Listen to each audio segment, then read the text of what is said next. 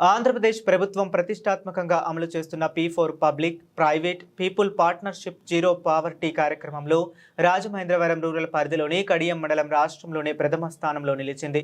మండలంలోని 34 మంది నిరుపేద కుటుంబాలను స్థానిక రాజకీయ నాయకులు, పారిశ్రామికవేత్తలు, నర్సరీ రైతులు దత్తత తీసుకుని ఆదుకోవటం విశేషంగా నిలిచింది.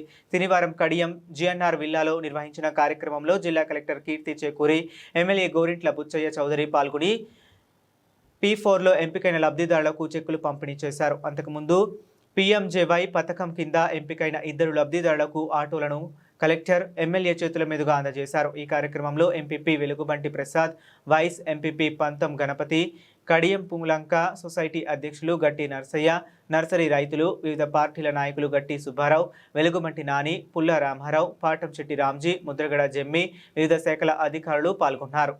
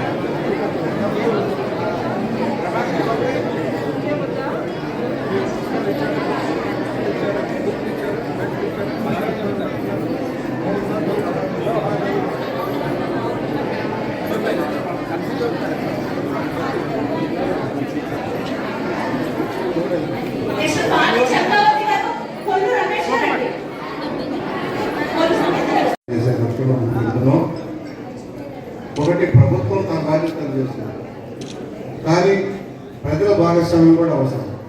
ప్రజల భాగస్వామ్యంతో కలిసి ప్రభుత్వం కలిసికట్టుగా ముందుకు సాగితే అభివృద్ధి సాధ్యమవుతుంది అనేది లక్ష్యం. ఇవాళ సమాజంలో ఎంత ప్రభుత్వం సంక్షేమం చేస్తున్నా అనేక పేద వర్గాల వారు, నిరాధారణ గురైన వారు, పట్టించుకోలేని వారు చాలా మంది ఉంటున్నారు. అందుకని బంగారు కుటుంబంగా అలాంటి వాళ్ళని గుర్తించి ఆ కుటుంబానికి ఎలా సహాయం చేయాలి, ఏ విధంగా ఆదుకోవాలి, పేదల నుంచి పైకి కావాలనే లక్ష్యంలో ఎన్యూమరేట్ చేశారు, సర్వే చేశారు. దాదాపుగా మన నియోజకవర్గంలో 13,000 కుటుంబాలు అలాంటి ఐడెంటిఫై అయింది. దానికి ఆల్రెడీ ఒక 7,000 మ్యాపింగ్ కూడా చేశారు. 7,000 మ్యాపింగ్ కూడా చేశారు. దాంట్లో మనం చాలా ఖర్చు పెడతాం, చాలా ఆడంబరాలకు ఖర్చు పెడతాం, పెళ్లిళ్ళకి పేరెంటానికి అగ్రేసం ఖర్చు పెడతాం, ఉత్సవాలకు భారీగా ఖర్చు పెడతాం, గుడికి గోపురానికి అమ్మవారికి ఏదంటే భారీ ఖర్చు పెడతాం. దాంట్లో కొంత శాతం మొదటి చెప్పేది 10% ఇలాంటి పేదరిక నిర్మూలన కోసం వెచ్చించమని రిక్వెస్ట్ చేస్తాము. ఒక్కోసారి కోట్ల రూపాయలు ఖర్చు పెడతారు పెళ్లి కారణంగా. 1000 మంది భోజనాలు తయారు చేస్తే 200 మందికి 200 మంది పక్కన మారేస్తాం.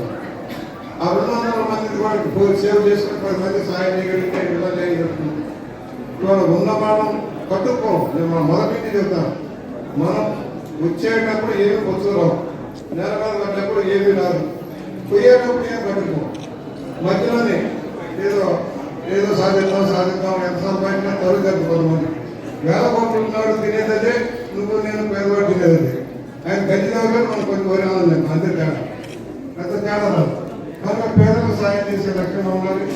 మనం ఐడెంటిఫై చేసినప్పుడు వారి కుటుంబం ఏంటి, ఎవరు పేదవాళ్ళు చేస్తారు, ₹1,00,000 ఇచ్చేస్తారు కాదు, మనం ఎలా పైకి కావాలి, ఆ కుటుంబం సమస్య ఇల్లు ఉందా లేదా, జాబ్ ప్రయాణం ఇల్లు కేటాయింపు చేయడం, అలాగే వారి విద్య చదువుకున్న బిడ్డలు ఉన్నారు.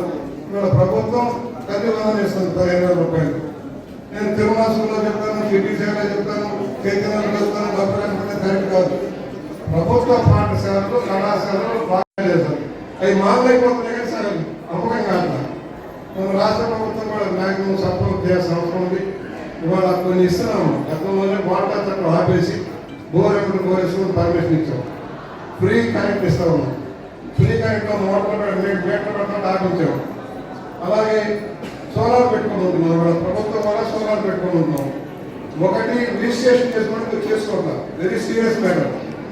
మీకు ఇన్సూరెన్స్ కావాలన్నా, సహాయం జరగాలన్నా, ఇన్సూరెన్స్ లేకపోతే రిజిస్ట్రేషన్ లేకపోతే ఫ్రీ కరెంట్ కూడా రాదు. మీకు ఏ ట్యాక్స్ లేదు, మీ మీద తక్కువ ఇన్కమ్ ట్యాక్స్ లేదు, సేల్స్ ట్యాక్స్ లేదు. మీరు ఎందుకు రిజిస్ట్రేషన్ చేసుకోరు? బాధ్యత ఎన్ని సంస్థలు ఉన్నాయి, ఎంత ప్రొడక్టివిటీ ఉంది, ఎంత మనం సప్లై చేయాలి, ఏ విధంగా మార్కెటింగ్ చేయాలి, ప్రభుత్వానికి కూడా తెలియాలి కదా. మీరు ఏదో భయపడిపోయి రిజిస్ట్రేషన్ చేసుకుంటున్నారు. వందల సంఖ్యలో కంపెనీలు ఉన్నాయి, వందల సంఖ్యలో రిజిస్ట్రేషన్ ఉంది. అది కలెక్టర్ గారు కూడా ఇందాక మెన్షన్ చేస్తున్నారు. రోడ్లు వేస్తా ఉన్నాం. మీ పంచాయతీలో రూపాయి ఆదాయం లేదు, పంచాయతీలు జీరోలో ఉంటున్నాయి.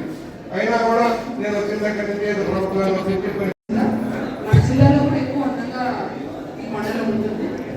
సో ఇందులో చూసుకుంటే కాకపోతే మనం నర్సరీస్ ఉన్నాయి, కొంత లెక్క వరి ఇవన్నీ ఉన్నాయి. సో ఇప్పుడు మనం నర్సరీస్లో కూడా ఒకలాంటి స్టాగ్నేషన్ వచ్చింది. కడియం నర్సరీ అంటే ఇండియా మొత్తం ఫేమస్, ఇండియా మొత్తం పాపులర్, చాలా మంచి బ్రాండ్ వాల్యూ ఉన్న నర్సరీ అది. కాకపోతే అక్కడే మనం ఆగిపోయి ఇండియాలో బాగానే ఉంది కదా అంటే రేపు పొద్దున్న కడియం లాస్ట్ 30-40 ఏళ్ళు నడిచినట్టు పూణే నర్సరీలో ఎవరో ఒకరు మళ్ళీ టేక్ ఓవర్ చేస్తారు. ఇదంతా కూడా పోటీ తత్వంతో ప్రపంచం. ఎక్కడైతే ప్రోడక్ట్ బాగుంటుందో, ఎక్కడైతే మనం డిమాండ్ మార్కెట్కి మనం రీచ్ అవ్వగలమో వాళ్ళే అక్కడే మనకి ఎంప్లాయ్మెంట్ అవకాశాలు కానీ మనకి ఇతర అవకాశాలు డెవలప్మెంట్ అయ్యేదానికి కుదురుతుంది. ఇందులో భాగంగా మన జిల్లా వైజాగ్ ఎకనామిక్ రీజన్ అంటే వైజాగ్ను ఒక హబ్గా తీసుకుని